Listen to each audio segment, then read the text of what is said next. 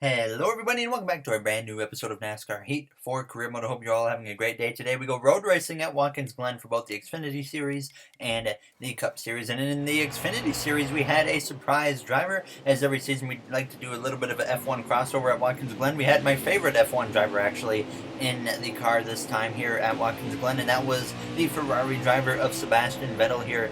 So he started about 13th or so here in Watkins Glen. Obviously we've had Lewis Hamilton in our car in the past. We've had Fernando Alonso a couple times back in the NASCAR Heat 3 career mode, so obviously I was very eager to get Sebastian Vettel, my favorite driver out of Formula 1, into a car. So we got him in here for Watkins Glen. He had worked his way through the field up towards the top 5 or so position. He was running about 6th, 7th most of this race as he came through now on the final lap through the penultimate corner down into the final corner.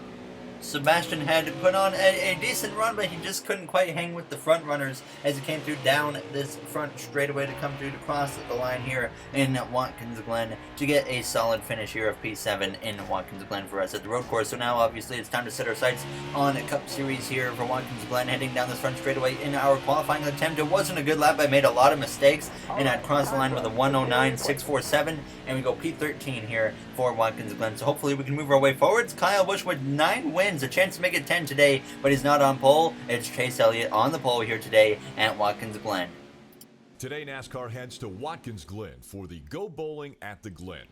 Drivers need to use caution at this road course, especially in the famed bus stop chicane, an area notorious for taking out even the best drivers. The pins are set. It's time to go bowling at the Glen. Thank you, Rick Allen. We're ready to go green here at Watkins Glen. Ricky Stenhouse Jr. did not have a good practice session, but Paul Menard has been dominant all weekend. Watch out for him today, as there you see the pole winner of Chase Elliott ready to lead the field to green. But Paul Menard has a chance to maybe win himself into the playoffs if he can have a really good day here, because he's going to definitely have to win at this point now if he wants to make it into the 16 playoff grid. Now, as though the green flag is out, and we are underway for the second of 3 road course races of the season as we start behind the 19 of Martin Truex Jr. as he's alongside his teammate of Kyle Busch as we go down into turns 1. Keselowski there in the picture, as well as the 13 of Ty Dillon. Behind us we got Jamie McMurray, Matt Tifft in the picture, as well as we would get ahead of Brad Keselowski up through the S's at this point. Obviously just trying to play it safe here, as obviously I messed up my qualifying lap and that put us behind quite a bit here for the start as we do make a pass on Martin Truex Jr. I actually got out of the throttle there to get out of, or keep from hitting Kyle Busch there, as I could have went to the right but decided to go left and actually let off a little bit early, letting him have the position here as we went down through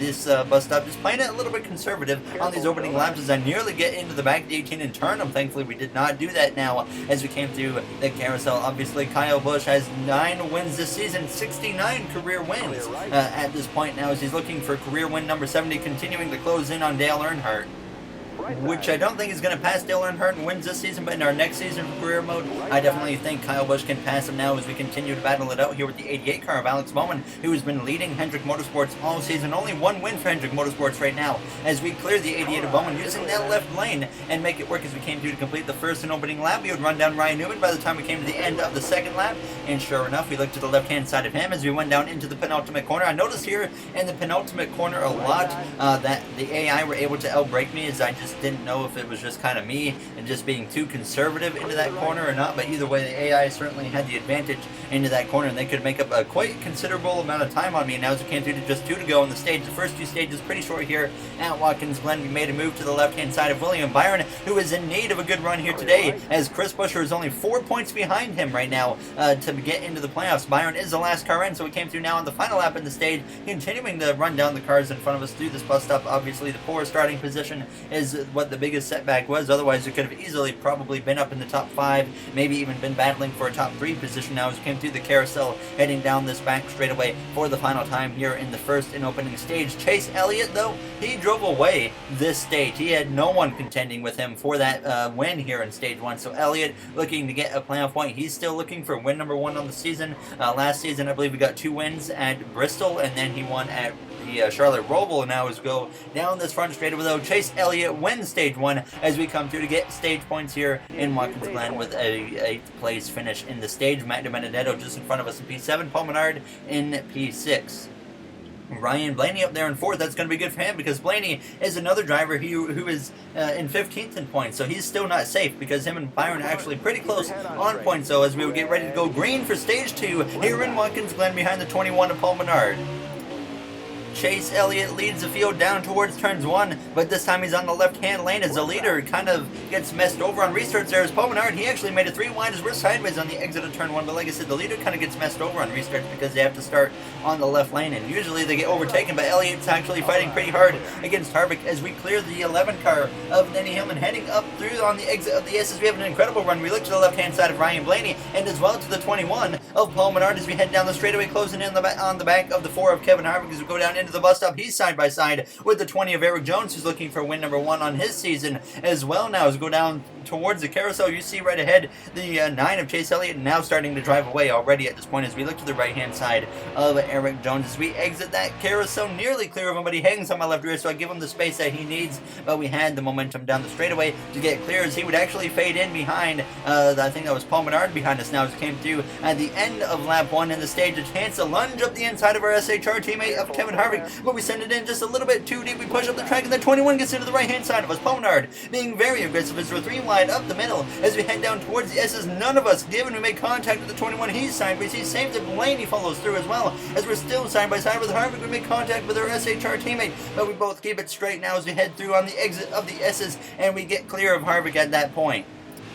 So we would continue in P4 as we came through now on lap 3 of 4 in the stage, still behind the 12 of Blaney, the 21 of Menard. Elliott still leading at this point, and then Kevin Harvick was just behind me as we came through to the final lap here in the stage, heading down through the bus stop at this point, just about bringing the car home here in stage 2 as we head down into this carousel. Certainly felt pretty comfortable with the car at this point, but I definitely didn't seem like we had the speed to be obviously a winning car. I think if it came down to a short dash, then obviously we can definitely pull something off. But if it came down to a long run here in the final stage, I think Chase Elliott or Paul Menard are going to have the best chances here in Watkins Glen, and we're not really going to be in consideration. So I was kind of hoping for a short run, especially at the end of this race. Now as we came through the final corner, though, heading down this front straightaway. So stage 2 also goes to Chase Elliott as he gets another playoff point as we cross the line, though, to go P4. So gaining 4 positions compared to our finishing position in stage 1. So very solid once again for us here. Now is obviously we pick up 7 points, but obviously points don't matter for us at this point. We just need to get playoff points,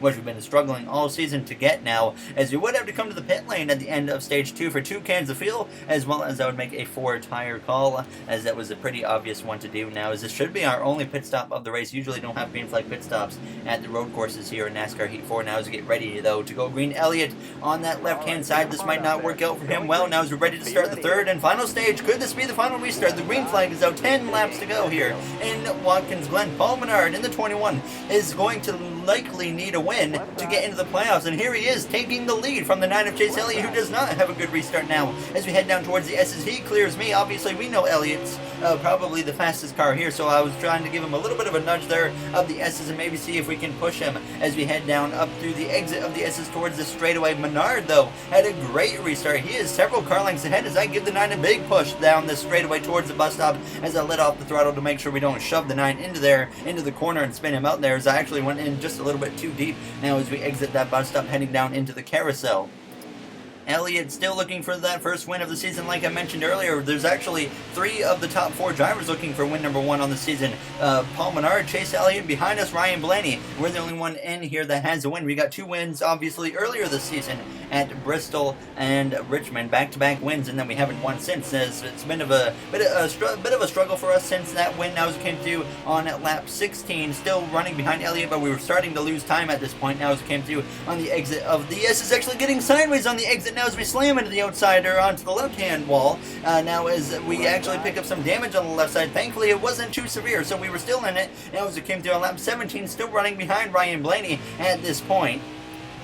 But the car just got away from me right there as I was having that issue a little bit here and there, and then it just got away. And as we came through now hitting lap 19, Ryan Blaney had driven away. Denny Hamlin was starting to put the pressure on me as Menard still led as a caution. Actually came out as for the 24 of William Byron. The last car in the playoffs has had huge implications here in Watkins Glen as he would be sent to the back. This would set us up for a late race restart now with just 3 laps to go. Elliott has the advantage over Menard, but William Byron's the story right now. That's going to be huge for the playoffs, and we're going to see here in just a few minutes how that's going to affect this playoff grid as we get the 9 sideways now, as we're going to be side by side with the 9 of Chase Elliott. I told you guys earlier I was hoping for a short run because I know we can compete on a short dash for cash here. Now as we come to up the S's side by side with the 9 of Chase Elliott as we head down the straightaway, we would actually clear him on the exit of the S's, and all of a sudden we find ourselves from drifting away from the lead group of cars to now taking the lead on a restart as we go down into the bus stop in front of that 9 of Chase Elliott. Paul Menard, not a good restart at all for him as he was on that left side, so it was kind of expected as we get sideways going down into the carousel. Elliott has at least been able to stick with us a little bit now as we come through on the exit of this carousel, approaching just 2 laps to go once we cross the line, heading down though into this penultimate corner. That was a corner I struggled at so much, and that really allowed Elliott to stay with me as we came through, hitting 2 laps to go. Behind me at this point was Elliott, a little bit closer in as we came through now towards the end of lap 23, approaching now just the final lap here on Watkins Glen, as once again we had a bit of a gap over Elliott in that penultimate corner. He closed right up, and the same in the final corner. These final 2 corners are just certainly my weakest spots of this track the whole day here in Watkins Glen, and he's going to have a chance to pounce on us if he is close enough as we start this final lap here in Watkins Glen. 2 wins on the season as we go a little bit deep into turns 1, but we do hang on to it. But Elliott now within about a car length and a half of us as we head down towards the S's, and who's back? It's Paul Menard into the mix as well, as he knows he has to win this race to get into the playoffs because he's probably not going to be in consideration very much. This could be one of his only chances to win here and get himself locked in that playoff grid now as we head down the straightaway, trying to get the best launch towards that bus stop that I can now. Here with now as the final half a lap starts, we get through the bus stop pretty good, missing the left-hander just a little bit now as we head down towards that carousel. Elliott about 3 to 4 car lengths or so behind as I go just a little bit wide, but not too problematic. But Elliott actually closes in a little bit now, about 3 car lengths or so between himself and I. Now as we head down towards our weakest spot of the track, this is where I was concerned. Elliott is close enough to make a move. He sends it up the inside in the penultimate corner. We make contact, and Menard is right there with us as we're going to be side by side down into the final corner with Chase Elliott, just like we were with Truex last season. We came out short on that one. Now as Elliott has the momentum down the straightaway, I'm not losing this time. We make contact with the 9 of Chase Elliott as we come through to win in Watkins Glen. Good job.